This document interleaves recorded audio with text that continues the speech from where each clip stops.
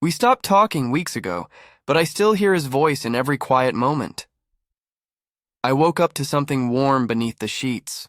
Not heat, but a feeling, soft and electric, like a quiet whisper against my skin. My body stirred before my thoughts could catch up.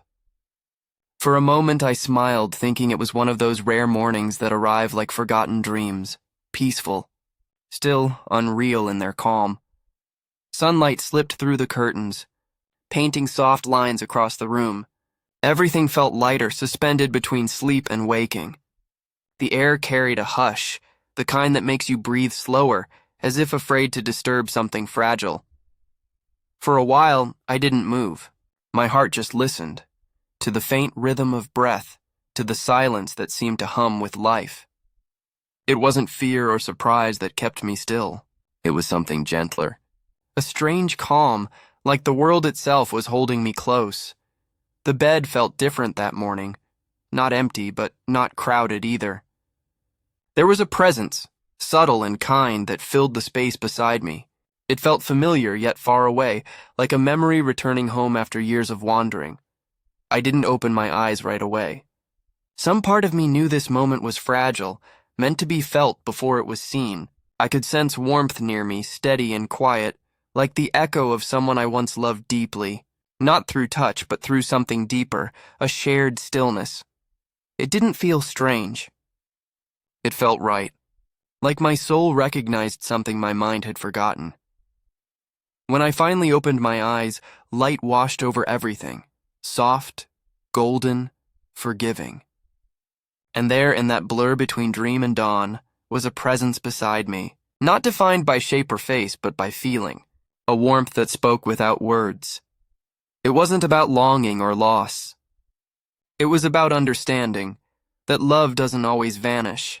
Sometimes it just changes form. What I felt wasn't desire, but connection, an unspoken bond that reached across time and memory.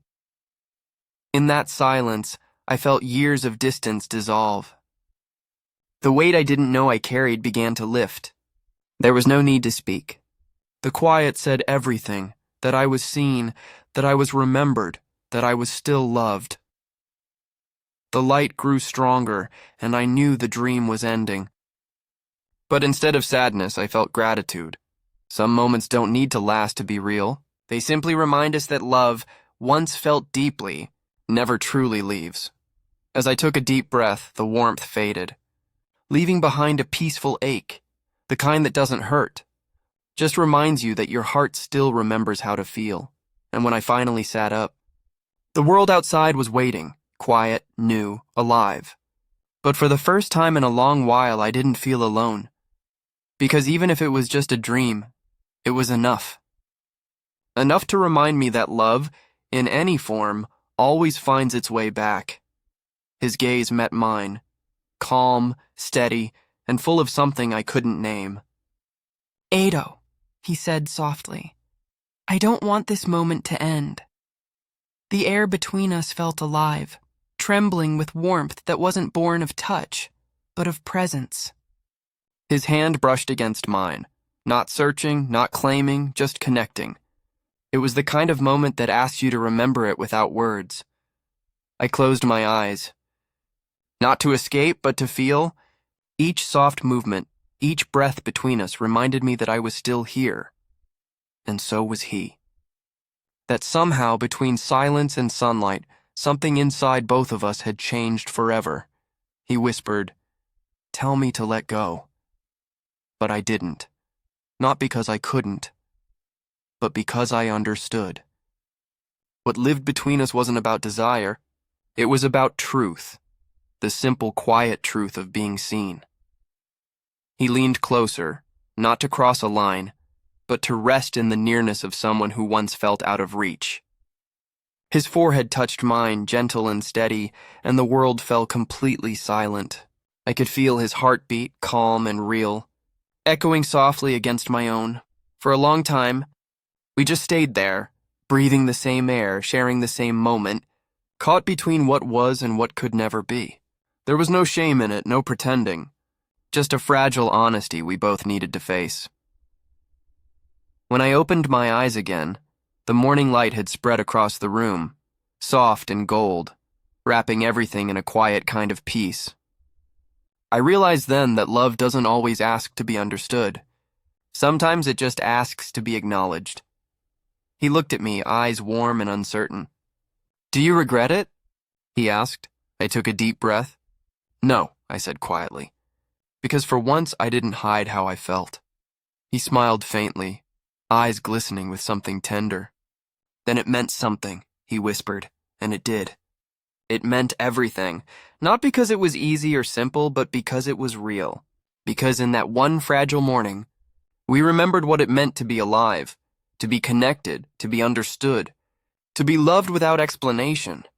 As the light deepened, I knew the day would carry us back to reality, to distance, to silence, to everything unspoken. But in that quiet pause before it all began again, I felt peace. Maybe love isn't always about staying. Maybe it's about being seen, even if just once, completely and without fear. And that morning, in that stillness filled with sunlight and memory, I understood. We don't always get to keep the ones who touch our souls. But we do get to keep the moments that remind us who we are. And then he was gone. The space he left behind felt heavy with memory. The faint warmth in the air seemed to hum with everything we hadn't said. What I felt wasn't guilt, not exactly, more like the sharp clarity that comes when you realize you've crossed a line you can't return from. That night, I didn't sleep. Not because I feared what might happen next, but because I already knew nothing would ever feel the same again. It's been 3 weeks since that morning. 3 quiet weeks that somehow haven't felt quiet at all, more like standing in a room where someone once whispered something sacred and the echo refuses to fade. We speak only when we must. No more long talks, no laughter spilling into the late hours, no small glances shared across a crowded room. We've become 2 shadows moving through the same house, both pretending we aren't haunted by what we almost said, by the truth neither of us was ready to face. Each morning, I wake expecting regret to finally take hold, expecting the guilt to wash away what still lingers between us. But it never does. And that frightens me, not because of what it means, but because of what it reveals, how much I needed to feel seen even for a moment. My wife doesn't know.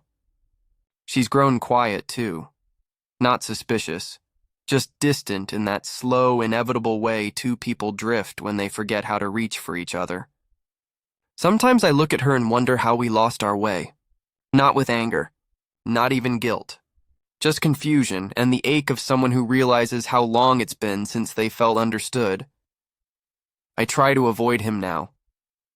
But some nights when I pass by his door and see the light still glowing beneath it, something in me hesitates. My hand almost rises to knock, not out of longing but out of loneliness. Every time I pull back, reminding myself that silence is the kindest choice. Still, in that quiet, I can't help wondering, what was it that really happened that morning? Was it love, or just 2 broken souls recognizing each other's emptiness? Maybe it wasn't about right or wrong. Maybe it was about being human, about needing to feel that someone saw me, truly saw me, after years of feeling invisible. I haven't told anyone. Not a friend, not a stranger. Until now. So if you're hearing this, tell me honestly. What would you have done if the one person who reminded you that you mattered was also the one person you were never supposed to need? Because I still don't have an answer. And part of me isn't sure I ever will.